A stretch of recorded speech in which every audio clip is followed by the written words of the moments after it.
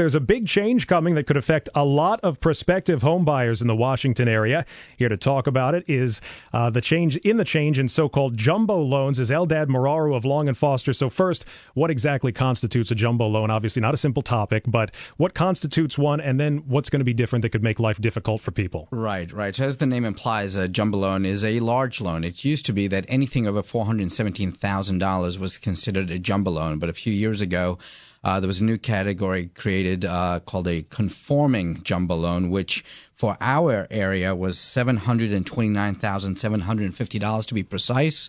And above that was just a typical jumbo loan. And the change that's coming October 1 specifically is that these government-backed mortgages are going to be reduced. So the Freddie and Fannie-backed mortgages are going to be reduced from, like I said, $729,750 to $625,000. And obviously, Washington, D.C., known for its more expensive real estate prices. So this change will hit our area harder than others. Just what impact will it have on the market? Right. So with our area, we have many homes in that price range and up. The impact really will be is that for the buyers in that price range, they're going to have to do one of two things.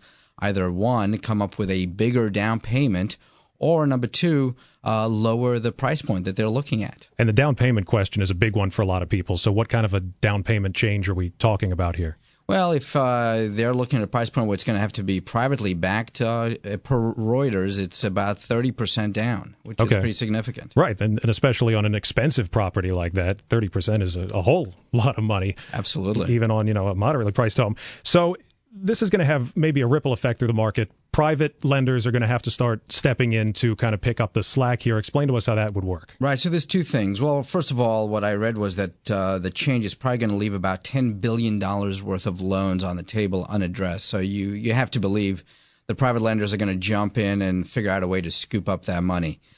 So we don't know exactly what they'll do, but there will be products to fill in that void. As far as the ripple effect through the market, it's going to do two things. For the sellers in that price point, the pool of buyers is going to shrink a little bit. But for those buyers, and we have plenty of those who are moving up, their ability to sell their house to move into that next step is going to be impacted. So the sellers of the $1 million plus homes are going to see that ripple effect in their buyers. Are they going to see it as much as the $700,000 price range? Because that's the cutoff that we're talking about now that's going to be moved down to about $600,000.